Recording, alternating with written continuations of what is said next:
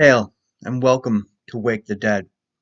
I have been appointed to guide certain individuals on a journey which has no beginning or ending. In fact, you are on that journey right now. You've always been on the journey I speak of, and you always will be. As for me, I am one of your fellow travelers. I hold no special rank of authority which makes me superior to you, and I cannot teach you anything you don't already know deep down. So then, what's the point of this channel? If you already know everything I'm going to teach you, and you're already on this eternal divine journey, how could I possibly add anything to what you already have? Well, that's exactly the point of this channel. I'm not trying to add anything to you, convince you of anything, or add something to your sense of self. I'm just a messenger from your realm of origin, helping you remember who you truly are deep down. I'm not intending to indoctrinate people into my way of thinking, nor am I trying to prove a theory or concept. I am simply a guide into oneself where all the answers reside. The problem with mainstream religion is its insistence on believing a certain set of teachings without question. These beliefs then become a part of who you think you are, and when they're threatened, you feel like you're being personally attacked. This leads to a state of self-pity, where absurd defense actions feel completely justified. As long as you're relying on a set of thoughts and beliefs to define who you are, there will be an underlying fear of losing yourself if such things are threatened. And it goes both ways. Let's say you're an atheist. Not only do you not believe in the divine, you actively set out to prove you're right. When a religious group comes to you and tries to present their beliefs, you feel like your very sense of self is in danger because in your mind, an atheist is who you are.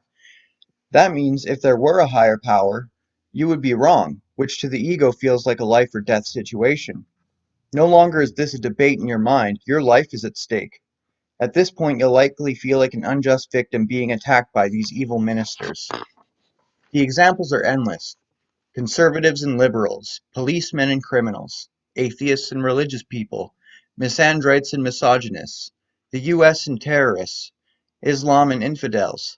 The list goes on almost indefinitely. Such people have been taught that their race, gender, religion, political stance, occupation, or financial standing makes them who they are.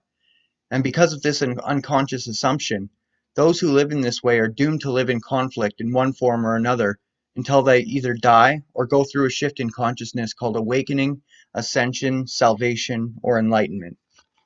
Every time you get angry, there is an underlying fear. Every time a painful emotion gets triggered, something in you is not being acknowledged.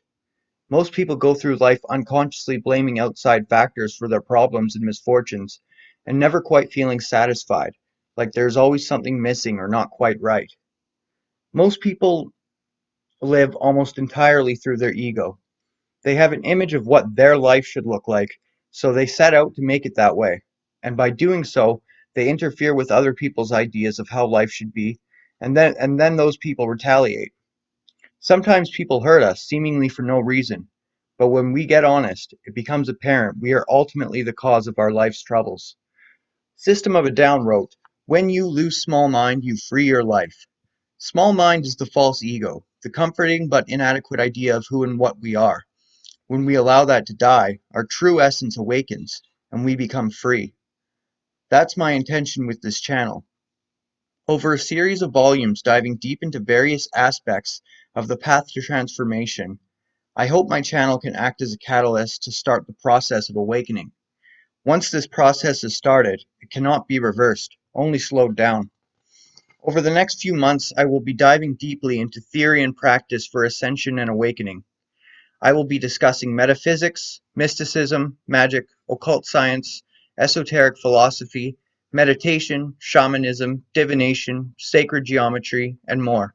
I would love to work one-on-one with subscribers who are just beginning, learn from those who are farther ahead on the journey, and collaborate with YouTubers who discuss similar topics.